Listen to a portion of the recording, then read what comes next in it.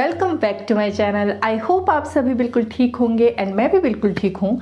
बहुत टाइम से मैं हेयर केयर वीडियोस अपलोड किए जा रही हूँ एंड चाहे मैं स्प्लिट एंड्स के बारे में बात करूँ, हेयर फॉल के बारे में बात करूँ, किसी भी बारे में बात करूँ, उसमें एक चीज़ कॉमन होती है विच इज़ ऑयलिंग। और इस वजह से मुझे पर्सनली ये क्वेश्चन आ रहे हैं कि ऑयलिंग इतनी ज़्यादा ऑयलिंग, लेकिन कौन सा ऑयल, किस ब्रांड का ऑयल, किस तरीके का ऑयल, क्योंकि मार्केट में इतने ऑयल्स, सीरम्स हमारे हेयर्स के लिए आ चुके हैं कि भरमार है हर प्रोडक्ट की। तो आज मैं आपके साथ शेयर करने वाली हूँ अपनी एक सीक्रेट रेसिपी, जो हेयर ऑयल की रेसिपी है, जो मैं काफ़ी टाइम से यूज़ कर रही हूँ। मैं मोस्टली अपनी स्किन और हेयर के लिए DIYs का यूज़ करती हूँ, मैं उन्हीं पे ट्रस्ट कर पाती हूँ। ओके, सबसे पहले कि हेयर ऑयलिंग क्यों, तो इसका मेन रीज़न है कि जो ऑयल है, सबसे पहले तो अगर आप बालों के एंड्स में यूज़ कर रहे हो ना, तो स्प्लिट एंड्स की आपको टेंशन लेने की ज़रूरत नहीं है।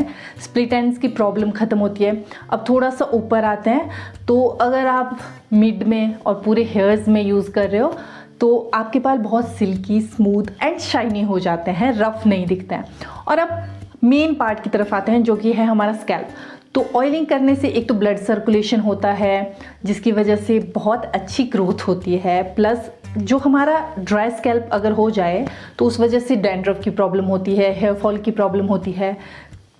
तो डैंड्रफ और हेयर फॉल की प्रॉब्लम भी इस वजह से ख़त्म हो जाती है। एंड ऑयलिंग के बहुत सारे बेनिफिट्स हैं यार। हेयर ग्रोथ को फास्ट कर देता है, हेयर फॉल को जो है डिक्रीज़ कर देता है। तो हेयर ऑयलिंग के आपको क्या क्या फ़ायदे हैं ये बताना तो I think waste of time है, क्योंकि सबको पता है कि हेयर ऑयलिंग हमारे लिए बहुत ज़रूरी है। एंड अगर कोई आपको कहता है कि हेयर ऑयलिंग इतनी ज़रूरी नहीं है, अगर ये मिथ है कि ऑयलिंग से हेयर ग्रोथ होती है या हेयर फॉल कंट्रोल होता है, तो ट्रस्ट में वो आपका भला चाहता ही नहीं है। ट्रस्ट में ऑयलिंग से आपको विजुअल रिजल्ट दिखते हैं। ये बिल्कुल मतलब ट्राई एंड टेस्टेड वाला फॉर्मूला है ऑयलिंग का। आप सही तरीके से कीजिए, आप अच्छे से कीजिए, आप एक सूटेबल ऑयल यूज़ कीजिए, ऑयलिंग के फ़ायदे आपको दिखाई देंगे। ओके, सबसे पहले आप एक थिक बेस वाला पैन लीजिए, ताकि जो चीज़ें हैं, जितनी भी इंग्रेडिएंट्स हैं, ऑयल है, वो जले ना।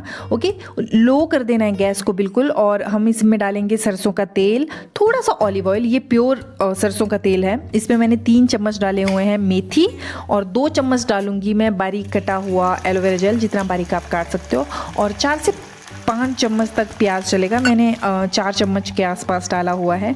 और थोड़े से बादाम मैंने बारीक काट के डाले हैं, और थोड़ा सा डाला है मैंने इसमें जो ब्लैक ब्लैक दिख रहा है ना, ये है हिबिस्कस, गुड़हल के फूल। इन चीज़ों को आपने हल्का ब्राउन होने देना, बिल्कुल लो गैस पे। ओके, गैस को हाई बिल्कुल नहीं करना है आपको, इसमें आधे घंटे तक लग सकता है, और इसे सारी रात रहने देना है। उसके बाद नेक्स्ट डे इसको यूज़ करना है। ओके, सो मैं पहले भी आपके साथ बहुत बार शेयर कर चुकी हूँ कि मैं बालों में ऑयलिंग किस तरीके से करती हूँ, और आज मैं फिर से शेयर करने वाली हूँ। सबसे पहले बालों के मैं 2 पार्टीशन करती हूँ, और मैं मैक्सिमम टाइम बालों को वुडन कॉम्ब से ही कॉम्ब करने की कोशिश करती हूँ। हमें हमेशा करना चाहिए। मैं मैक्सिमम टाइम इसलिए करती हूँ बिकॉज इसके जो टूथ है वो बहुत ज़्यादा जो है क्लोज है, और हमें थोड़ी वाइड जो है टीथ वाली कॉम्ब चाहिए होती है, इसलिए। एंड मेरे बाल अभी उतने उलझे नहीं हैं, क्योंकि मैंने अभी ऑयलिंग की हुई थी, तो ये इजी है। अदरवाइज़ आपको नीचे से कॉम्ब करना स्टार्ट करना है, पहले नीचे, उसके बाद थोड़ा सा ऊपर, और फिर ऊपर से। इससे इजीली कॉम्ब हो जाते हैं। ओके, सो मैंने कर लिए हैं 2 पार्टीशन। अब बारी आती है मेरे ऑयल की। इसे मैंने डबल हीटिंग प्रोसेस से जो है हीट कर लिया है, लेकिन मैंने हल्का हल्का हीट किया है, बहुत ज़्यादा हीट नहीं किया है। अब जैसे मैं हर बार अप्लाई करती हूँ, धीरे धीरे करके ऐसे स्कैल्प में ऑयल लगाना है। ओके, मैं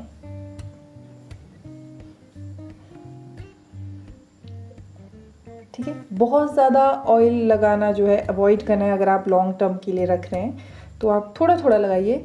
अगर आप 1.5-2 घंटे में ऑयल जो है वॉश करने वाले हैं, तो आप नॉर्मली जैसे मैं लगा रही हूँ, बिल्कुल हर एक जगह, कोई भी पूरे हेड में जगह छूटनी नहीं चाहिए, तो आप वैसे भी लगा सकते हैं। ओके, एट द एंड आपको अपने हाथ में थोड़ा सा ऑयल लेके उसे अच्छे से, क्योंकि अब तक तो ये ठंडा हो चुका है, इसे अपने हेयर्स की जो एंड्स हैं उन पे भी लगाना है। सिर्फ जो हमारी रूट्स होती हैं वहाँ पे ऑयल नहीं लगाना चाहिए, पूरे बालों में ऑयल लगाना चाहिए। हमारे स्प्लिट एंड्स होने का सबसे बड़ा कारण ही यही है कि हम शैम्पू तो बालों में पूरा पूरा रगड़ रगड़ के लगाते हैं अननेसेसरीली, जो ज़रूरी भी नहीं है।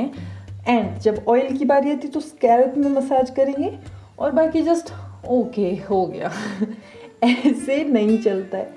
आपको इन्हें भी अच्छे से जो है, अगर ड्राई हैं तो स्प्लिट एंड से बचने के लिए आपको इन्हें भी अच्छे से ऑयल से मसाज करना चाहिए।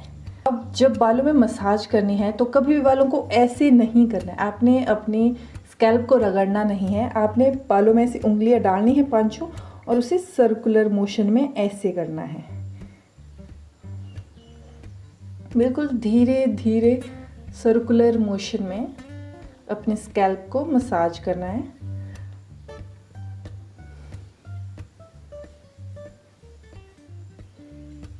आप क्लॉकवाइज और एंटी क्लॉकवाइज जो है मसाज कर सकते हैं।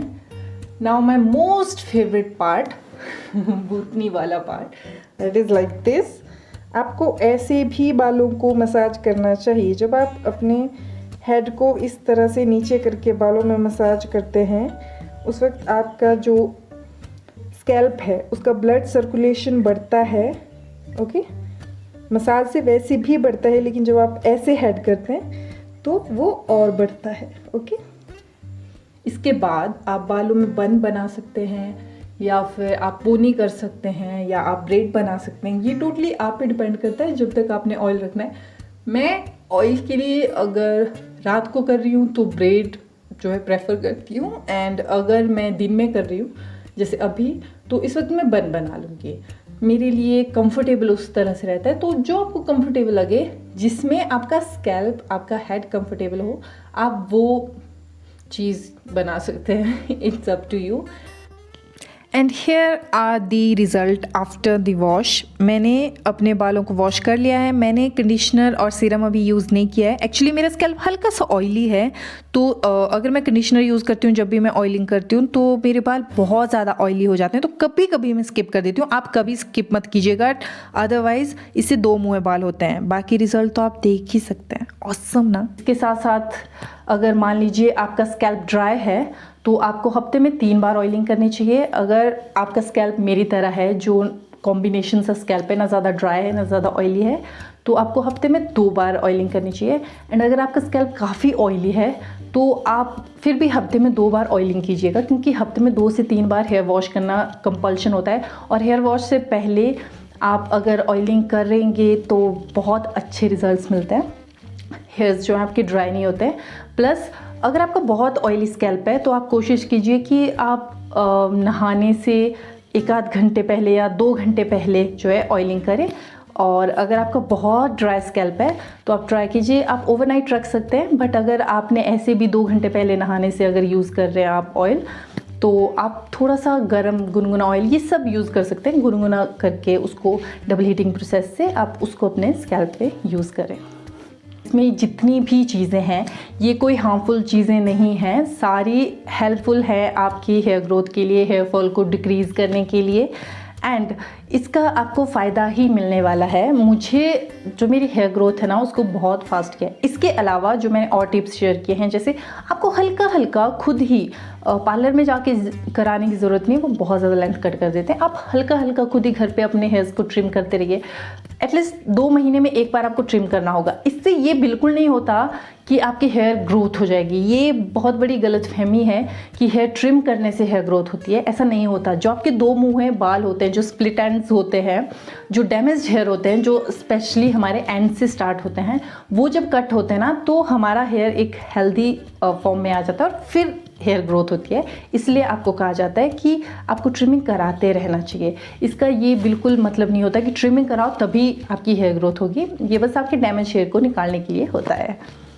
इसके साथ वही घिसा पिटा पुराना वाला जो नॉलेज है वो कि आपको ग्रीन वेजेस खानी है। इसके साथ बादाम, अखरोट एंड आंवला, ये 3 चीज़ें अपनी डाइट में स्टार्ट कीजिए। ट्रस्ट मी, स्किन और हेयर्स जो है आपके वाव हो जाएंगे। जो आंवला है वो आपकी हेयर और स्किन के लिए कितना हेल्पफुल है ये मुझे बताने की बिल्कुल ज़रूरत नहीं है। जो उसका विटामिन सी है वो हमारी स्किन और बालों के लिए कितना ज़रूरी है। आप ऑरेंज खाइए, आप नींबू खाइए, लगाने की जगह, चीज़ों को लगाने की जगह ट्रस्ट मी आप खाने पे ज़्यादा जोर दीजिए। आपको अपनी स्किन और अपने हेयर, अपनी हेल्थ में बहुत ज़्यादा बेनिफिट्स दिखेंगे। So that's it for today's video guys. I know थोड़ा ज़्यादा ज्ञान हो गया बट मैंने वो सारे टिप्स आपके साथ शेयर कर दिए हैं जो मैं खुद फॉलो करती हूँ। आई नो इनमें से मैक्सिमम बातें आपको पता ही हैं ऑलरेडी, बट ट्रस्ट मी ये सच में हेल्पफुल होती हैं। मैं इसलिए आपको बता रही हूँ, इसलिए बार बार रिमाइंड करा रही हूँ कि आप इनको फॉलो कीजिए, आपको विजिबल रिजल्ट मिलेंगे। और कोई क्वेश्चंस एंड क्वेरीज हैं तो आप कमेंट बॉक्स में बताना बिल्कुल मत भूलिएगा, घबराइएगा नहीं, टेंशन मत लीजिएगा, झिझकिएगा मत, बेझिझक अपने क्वेश्चंस एंड क्वेरीज जो भी हैं वो कमेंट बॉक्स में बता दीजिए। एंड नेक्स्ट वीडियो किस पे चाहते हैं वो भी बता दीजिए। वैसे मैं हेयर मास्क पे वीडियो बनाने वाली हूँ, जो होममेड हेयर मास्क है, जो मैं अपने बालों के लिए यूज़ करती हूँ। 2 तरीके के मास्क में यूज़ करती हूँ, एक हेयर ग्रोथ के लिए और एक मेरे बाल आजकल ड्राई हो रहे हैं क्योंकि हीटिंग टूल्स थोड़ा यूज़ करना स्टार्ट कर दिया है मैंने जल्दी के चक्कर में, तो उनको सिल्की एंड स्मूथ कैसे बनाती हूँ मैं, तो वो वाले है मास्क। तो तब तक आप चैनल को सब्सक्राइब कर दीजिए एंड वीडियो पसंद आई हो तो लाइक और शेयर करना बिल्कुल ना भूलिएगा। ओके, अपना बहुत सारा ख्याल रखिएगा। बाय।